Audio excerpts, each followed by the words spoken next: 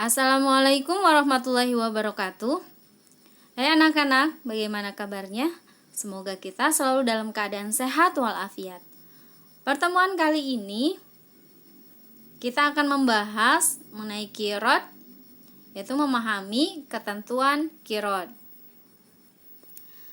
Pengertian qiraat adalah pemberian seorang kepada orang lain untuk dijadikan modal usaha dengan harapan memperoleh keuntungan yang akan dibagi sesuai dengan perjanjian bersama. Dengan adanya qiraat, seseorang yang mempunyai keahlian usaha tetapi tidak memiliki modal akan dapat tertolong sehingga modalnya tidak habis dan memperoleh keuntungan bersama. Sabda Nabi Shallallahu Alaihi Wasallam yang artinya, dan Allah selalu menolong hambanya selama hamba itu menolong saudaranya. Hadis riwayat Muslim, Abu Daud, dan At-Tirmizi. Hukum qiraat hukumnya mubah, bahkan dianjurkan dalam agama Islam. Sebab pada qiraat terdapat unsur tolong-menolong.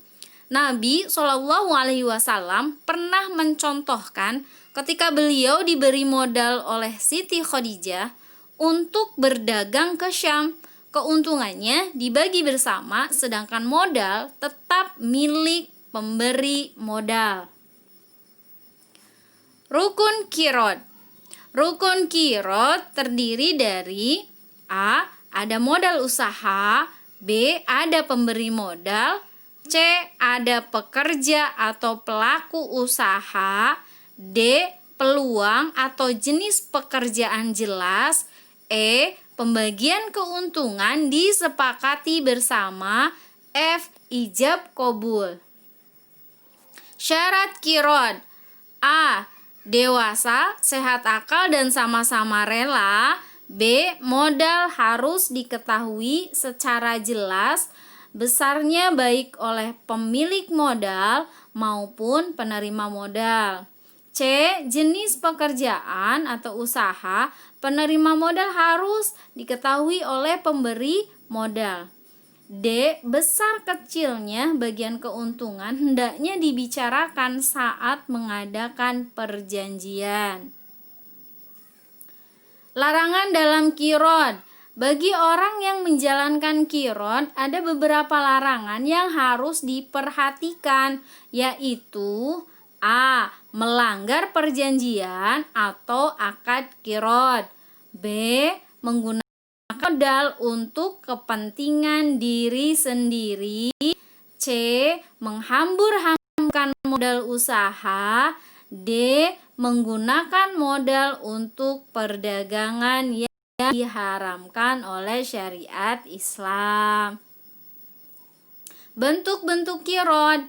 Bentuk qiraat dapat dibagi menjadi dua macam, yaitu yang pertama, qiraat dalam bentuk sederhana. Qiraat ini dilakukan secara perorangan dan sudah ada sejak zaman Nabi Muhammad SAW. Bahkan sebelum Islam datang, qiraat dalam bentuk ini sudah dilakukan oleh umat manusia. Kita kenal sejarah Nabi Muhammad. Sebelum beliau diangkat sebagai Rasul, beliau pernah menjalankan perdagangan yang modalnya kepunyaan Siti Khadijah. Qiraat bentuk sederhana ini sampai sekarang masih dipraktekkan umat manusia baik di kota-kota maupun di desa-desa. 2. Qiraat dalam bentuk modern. Qiraat yang juga disebut dengan mudorobah dalam kehidupan modern dapat dikembangkan lebih lanjut. Sebagai suatu contoh yaitu bank muamalat yang prinsip-prinsip kerjanya berdasarkan syariat Islam. Seorang nasabah yang menyimpan uangnya di bank muamalat, ia mengadakan akad dengan pihak bank seperti qiraat. Pihak bank akan menjalankan uang itu untuk berusaha, sedangkan keuntungannya nanti untuk berdua dengan cara bagi hasil. Pembagian hasil qiraat berdasarkan perjanjian atau kesepakatan antara pemberi modal dengan pelaku usaha.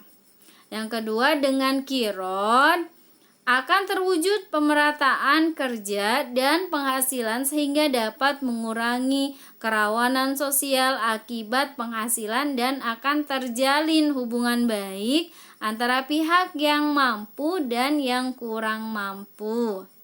Demikian penjelasan kali ini. Wassalamualaikum warahmatullahi wabarakatuh.